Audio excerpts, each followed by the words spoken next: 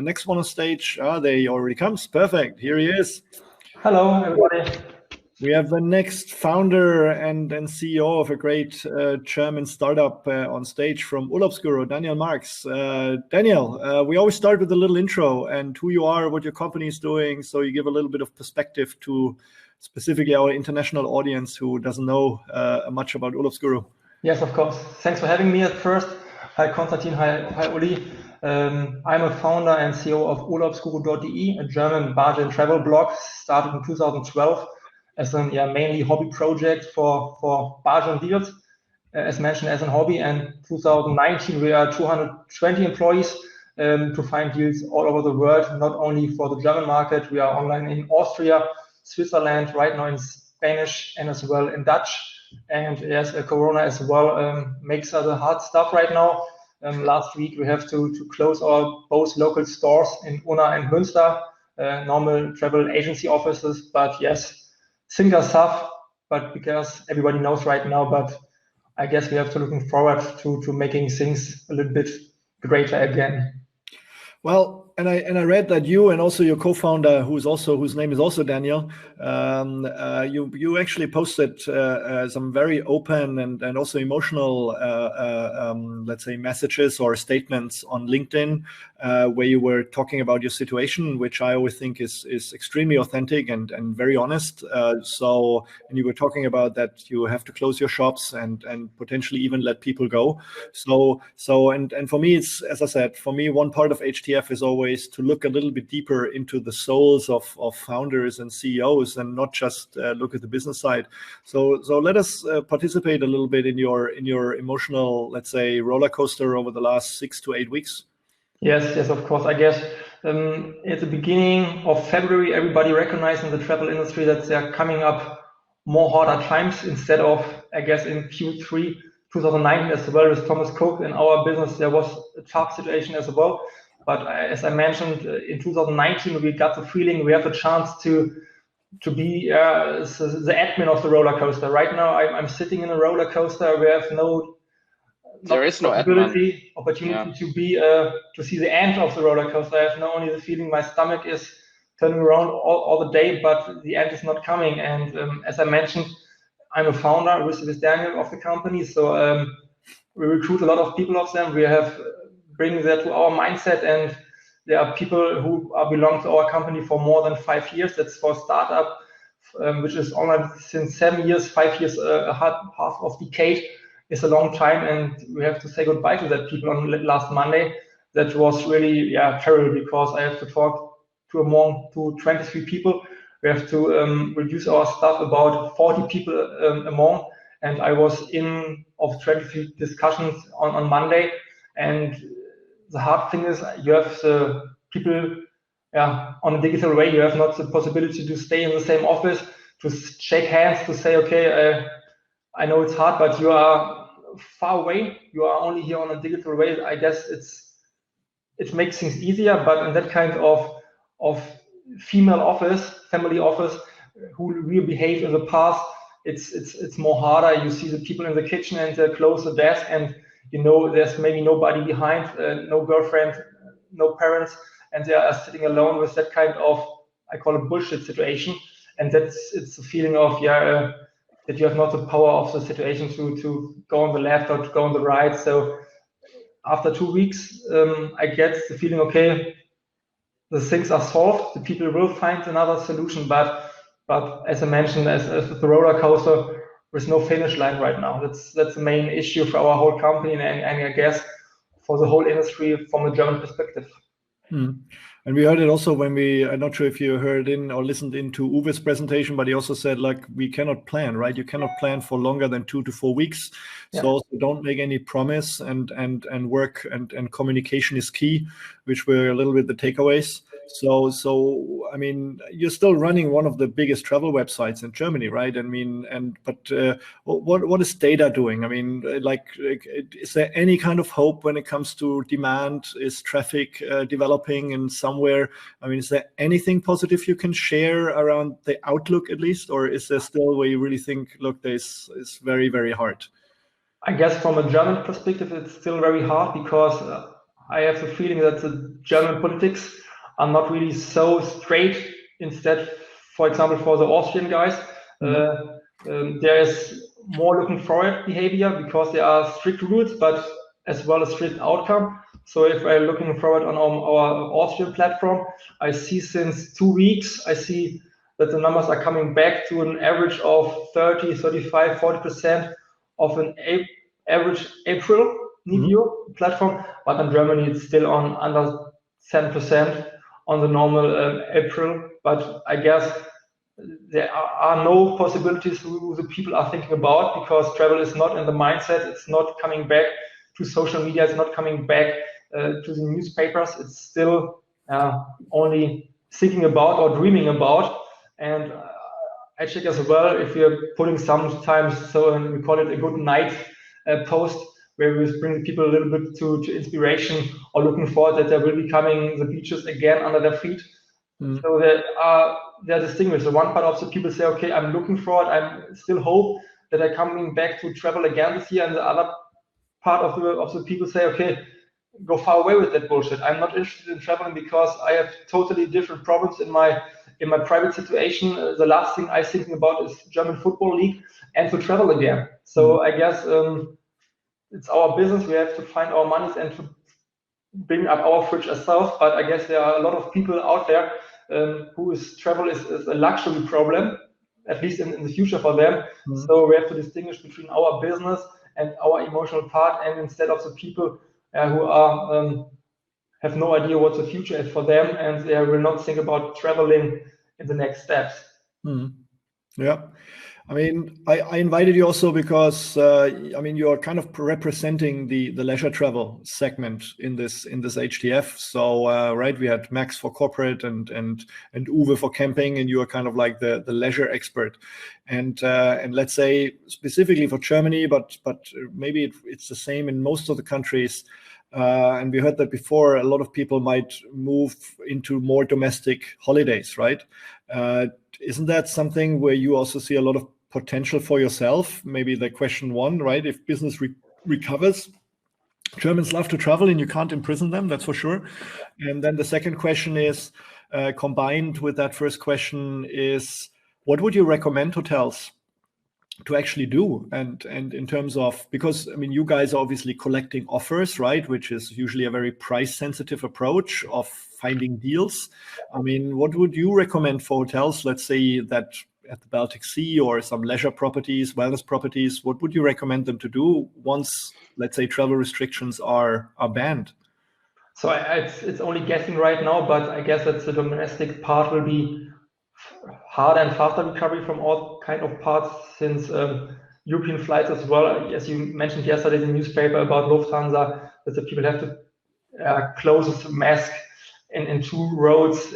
I guess it's not the feeling you wanted to go if you wanted to travel with your family. So you wanted to have fun. It would be the nicest weeks of the year. You have not to be feel like it's like a hospital. I mentioned. So I guess travel must be fun. So I guess that domestic could be fun. And if I could give a hint from my perspective, is that hotels and as well hotels platforms, I guess in the future everybody maybe have plan A or plan B at least, but I guess right now it's the situation coming up that you might be thinking about plan C, D, E, F, so that you are willing to be dynamic as possible and not to say, okay, I make bookings via Google, I make bookings via Facebook, I make bookings however, that I have a plan B and can bring with the new problems which is coming up. I guess we will find solution, but in the next weeks there will come new problems to our business. And I guess the people who are creative and with a positive mindset to find solutions in a very dynamic way, in a creative way, have the best opportunity to stay alive, I guess, and afterwards made a good further progress. But it's my optimism, because we as well get the credit from our home bank for 2021. It's nice because we can imagine that we can be part of 2021. That is not for sure for everybody right now. So I hope we can get more of the business in 2021. But I guess the first step must be to be taking part to 21. And another thing is, I mean, obviously you make your money on, I mean, you have a community, right? This is basically your backbone, right? You have a big community of people on Facebook and also directly on your let's say email database that you deliver with great travel content, right? That's a kind of like how you get people on your website. I think, as far as I understood, you're not really buying additional traffic anywhere, right? Yeah, at least 5% is bought traffic. The rest is organic. So 95% organic traffic, which is quite impressive. So you're really at the, let's say, also at the top funnel, right? At the top funnel of travel search. Yeah. And now I guess your the way you earn money is nevertheless that you send this traffic somewhere else, a little bit obviously like Google does and like Trivago and these guys, but most of your clients, I guess, are OTAs and search engines, right? So aren't you a little bit concerned that they also kind of like run out of business and that there might be not as many partners left that could spend money to buy that traffic, even if you recover on the traffic part? Isn't that a kind of like a big concern? I guess it's a bigger concern. Instead of 2019 or 2018, I guess Trivago will be part as a CFO here in our discussion. Trivago was one of our main partners in 2017. They stopped the affiliate program overnight, so we have to think about our traffic as well. So we have no own product, so it's our DNA that we have to keep in touch, that our delivery chain will change every week. So I guess there will be the survival of the fittest will be right now. We have own booking engines right now, so we have a classic OTA like Holiday Check or Check24 in our website, so we can bring product to our customers itself. But of course, like I mentioned, customers have a relationship. We have a relationship to our employees, and I have a good relationship to my partners. And if I lose a partner that's on a business specific, it's hard. But as well as on a private situation, I know people for more than 5 years, like people from Street Escapes, Trust, Travador, Batado, Animo. That's all my partners, and I know they're at a tough time right now. And I hope, fingers crossed, that they will deliver us with the best deals in hopefully Q3 that year. Yeah, but there will be a cleaning, I guess, right? So that's definitely going to happen. Yeah.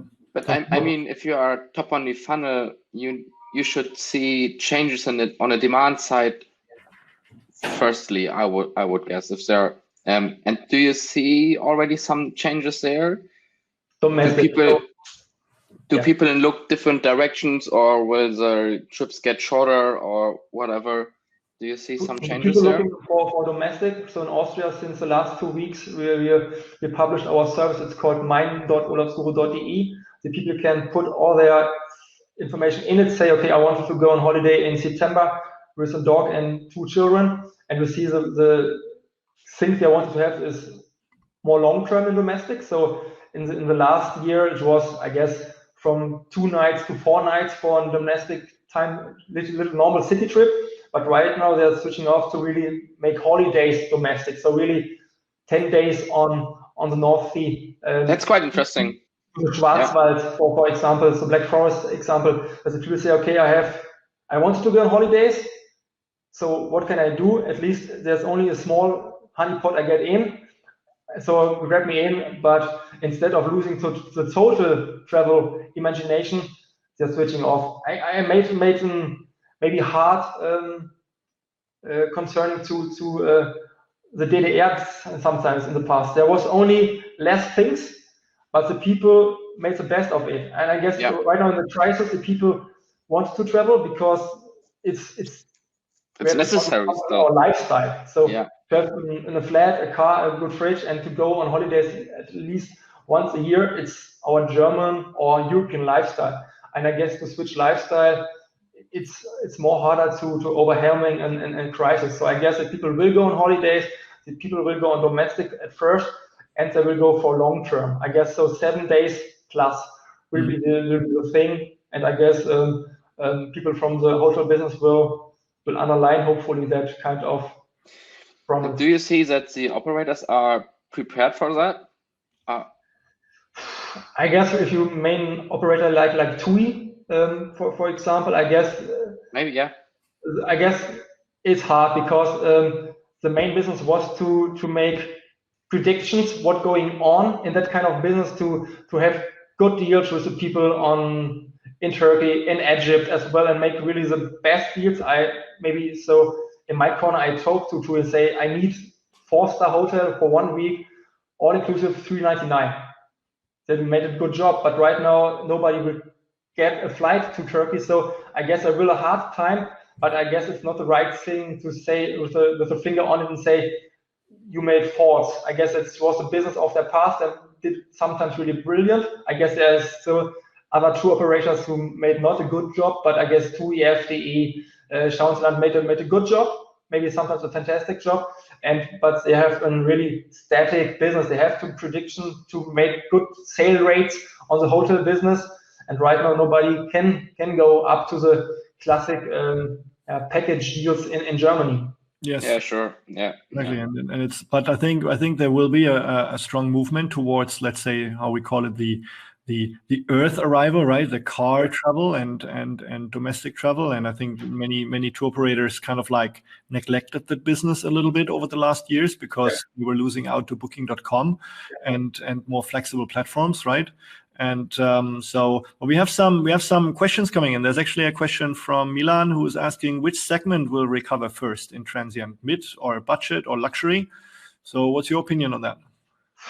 I guess that's the first. It's the low budget will be recovered because you have to recover the trustness at first. But I'm from the perspective that I have a travel margin block. So luxury is not my really business. But I see, for example, at the first beginning of March, where the Corona crisis getting over to Germany, our main deal we have sell to the people was maybe instead for Konstantin was R&O hotel vouchers. You sell normally in a week 500 per week, and that week where no possibilities to book really journeys was we have sold more than 1,000 R&O vouchers in a week. So the people wanted to get on holidays, but they wanted to have the trust in the brand and as well the trust that they get something for their money.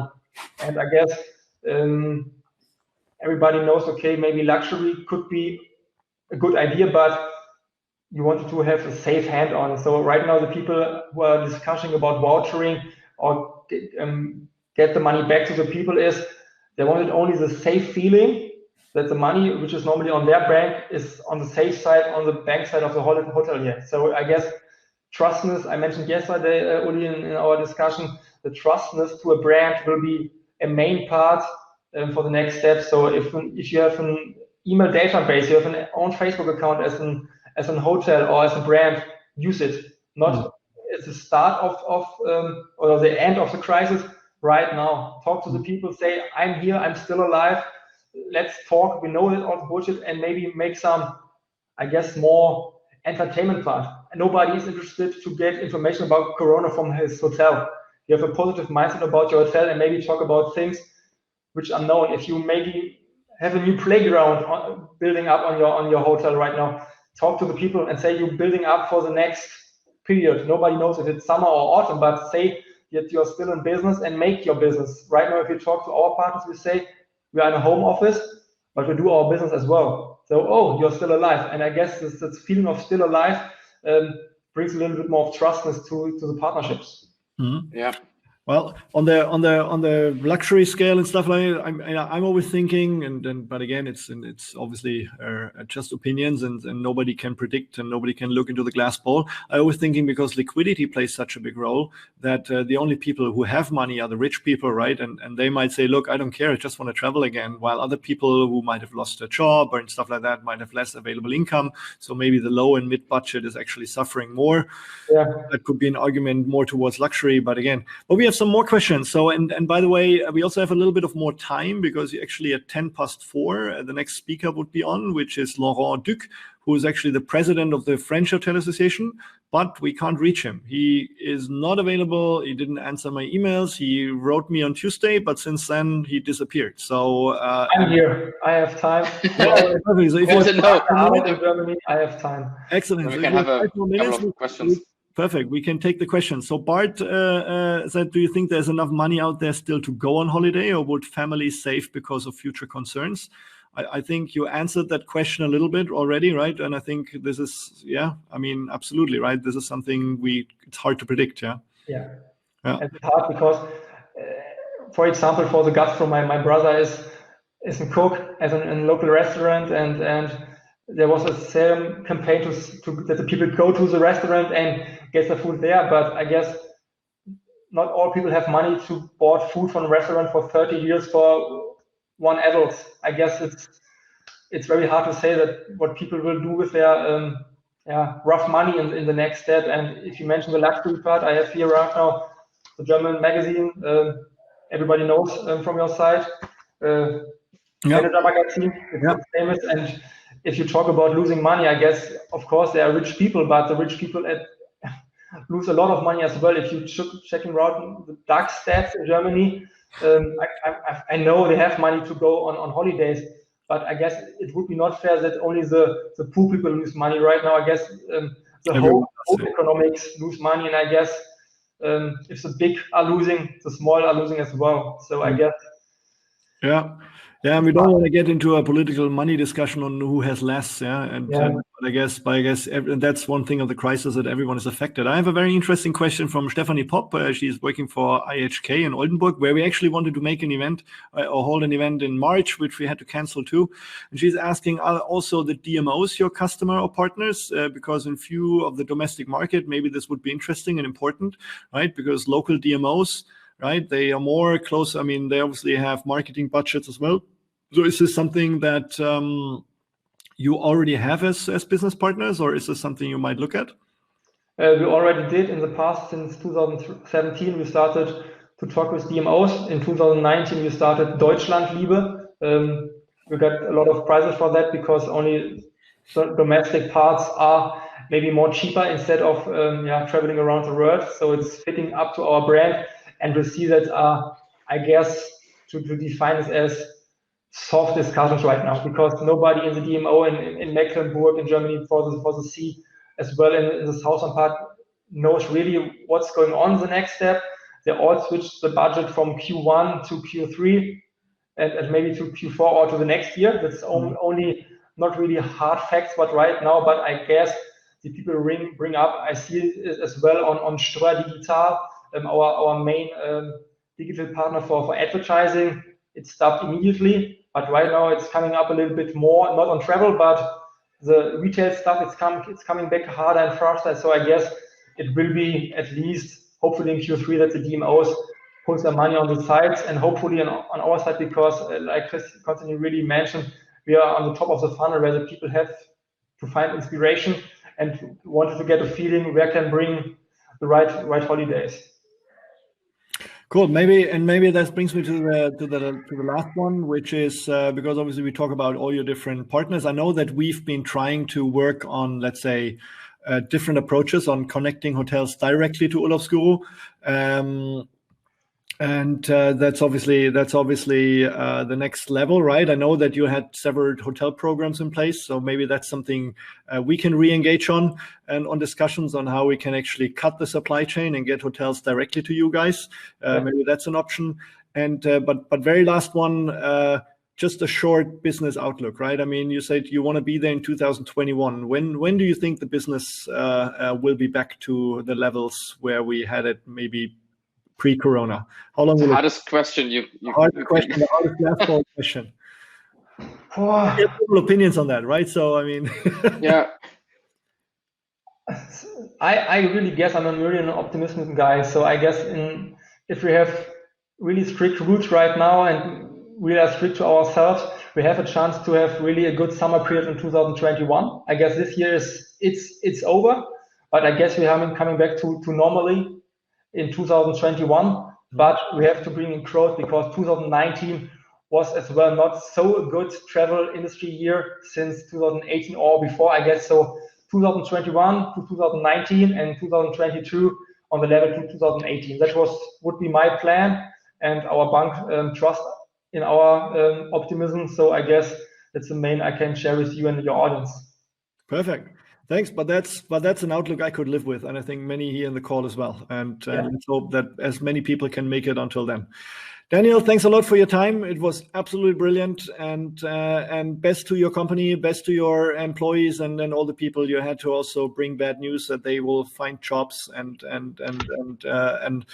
job that is hopefully as motivating as working for Urlaubsguru, because from the people I know, I think everyone always loved working for you guys.